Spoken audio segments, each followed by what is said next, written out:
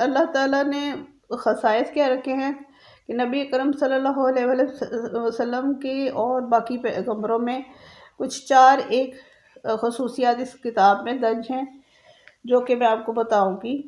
اس میں یہ ہے کہ خاص قبیلے سے جو ہے نا وہ تعلق، انبیاء علیہ السلام کا کسی خاص قبیلے سے تعلق ہوتا تھا، جیسے کہ میں نے آپ کو پہلے بتایا، اور ہمارے نبی قیامت تک کے لیے جتنے بھی لوگ ہیں وہ ان کی امت میں شامل ہیں۔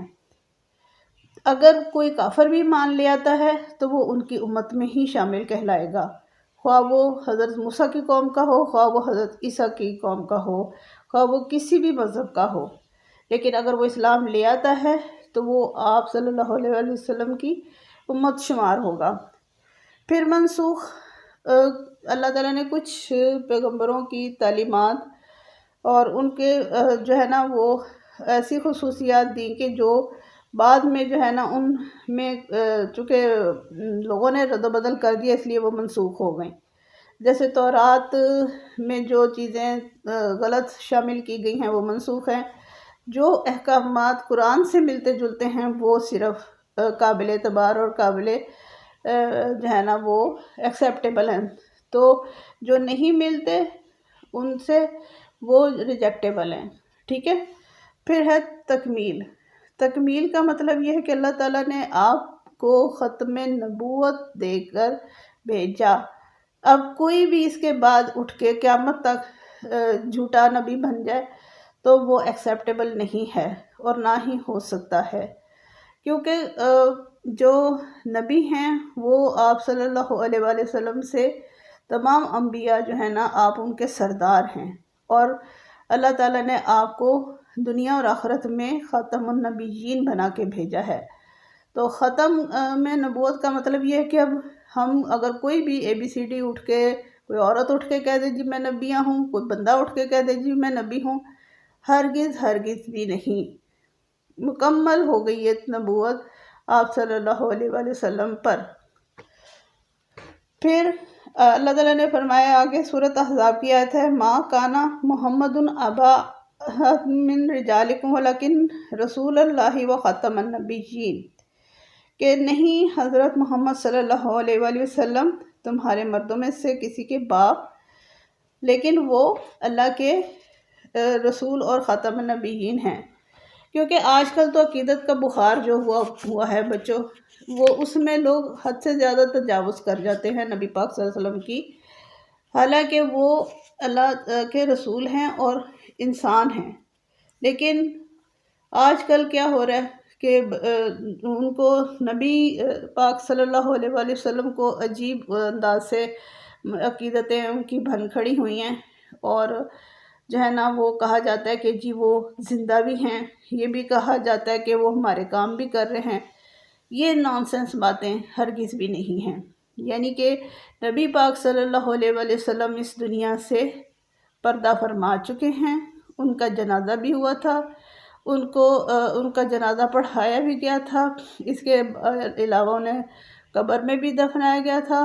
ان کی روح جو ہے وہ اللہ تعالیٰ کے پاس عالم برزخ میں ہے، اور ان کا رابطہ دنیا میں اس طرح سے ہے کہ ٹھیک ہے نبی اور پاک صلی اللہ علیہ وآلہ وسلم ہمارے جو ہے نا وہ بات کو سنیں گے جب ہم روضہ پہ حاضر ہوں گے، اور وہ اللہ سے دعا بھی کرتے ہوں گے، اس چیز سے یہ ثابت بھی ہے۔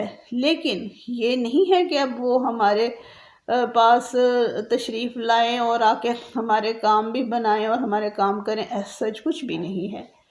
نبی پاک صلی اللہ علیہ وآلہ وسلم ہوں یا کوئی پیغمبر ہو یا کوئی بندہ ہو یا کوئی ولی ہو، قطعاً بھی اللہ تعالیٰ کی مرضی کے بغیر کوئی کام نہیں مرنے کے بعد کر سکتا۔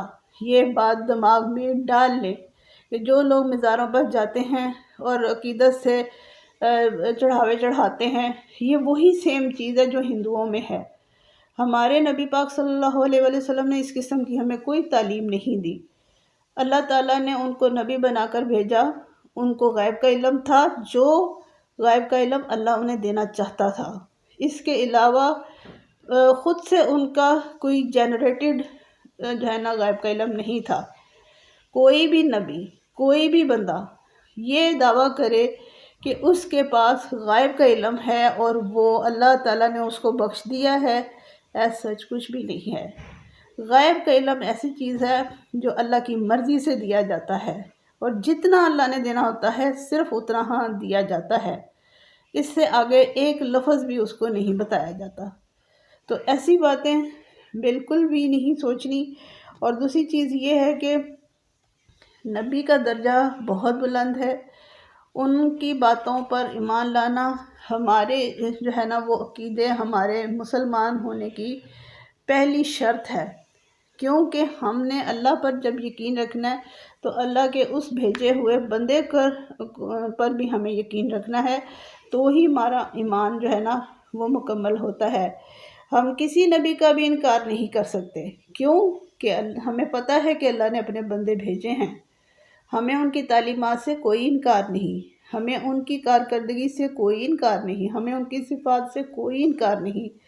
تمام نبی معصوم اور گناہ سے پاک ہوتے ہیں۔ ہاں غلطی ہو سکتی ہے، غلطی اور گناہ میں فرق ہے کہ گناہ جو ہے وہ اس لیول کی چیز ہے جو انسان کو اخلاق سے گرا دیتا ہے، لیکن غلطی ایسی چیز ہے جو ہر انسان کے ساتھ جڑی ہوئی ہے، خواہ وہ کوئی بھی ہو۔ اس دنیا میں غلطی ہر ایک سے ہو سکتی ہے، ہر پیغمبر سے بھی ہو سکتی ہے، جیسے حضرت آدم علیہ السلام سے غلطی ہوئی، پھر حضرت یونس علیہ السلام سے غلطی ہوئی، پھر پیغمبروں سے بھی کہیں نہ کوئی غلطی ہوئی ہے۔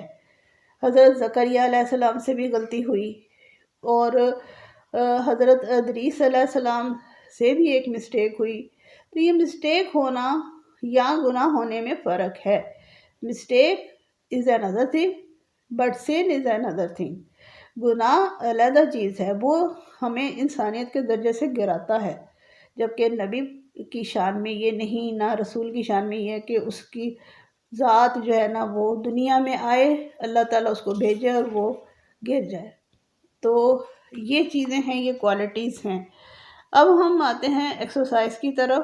تو درست جواب آپ کو میں نے پچھلے چیپٹر کے بھی میں آپ کو لگوا دیتی ہوں، اور درست جواب اس کے بھی لگوا دیتی ہوں۔ توحید کا لغوی معنی ہے ایک ماننا۔ اللہ تعالیٰ، یہ ہے آپ کے MCQs۔ اللہ تعالیٰ کو ہر چیز کا خالق، پیج نمبر 15۔ خالق، مالک اور رازق ماننا کہلاتا ہے توحید ربوبیت۔ قرآن مجید کی کون سی صورت میں عقیدہ توحید بیان کیا گیا ہے؟ سورۃ اخلاص میں۔ شرک کا لغوی معنی ہے حصہ دار بنانا۔ لم یلد ولم یولد میں نفی کی گئی ہے ذات میں شرک کی۔ اسی طرح مختصر جواب کہ شرک کا مفہوم بیان کریں، حصہ دار بنانا۔ شرک کی کوئی سی دو اقسام بیان کریں، شرک فی ذات، شرک فی صفات۔ عقیدہ توحید کی کوئی سے دو اثرات لکھیں۔ وہ یہ ہے کہ انسان جو ہے اس میں اپنی سیلف رسپیکٹ آتی ہے عقیدہ توحید سے، اور یہ ہے کہ انسان جو ہے نا وہ اللہ تعالیٰ سے جب مانگتا ہے تو اس کو پھر کسی دوسرے کی جو ہے نا وہ ضرورت نہیں پیش آتی، اور مشکل حالات میں وہ صبر کرتا ہے۔ تو یہ کوئی دو صفات آپ لکھ دیں۔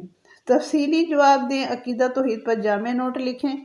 اس میں آپ نے اللہ تعالیٰ کی تمام جو ہے نا وہ صفات پر نوٹ لکھنا ہے، اور شرک کا تھوڑا سا حوالہ دینا ہے، ٹھیک ہے؟ اس سے آپ کو جو ہے نا وہ اقسام، اس کے معنی اور شرک کا حوالہ دیں۔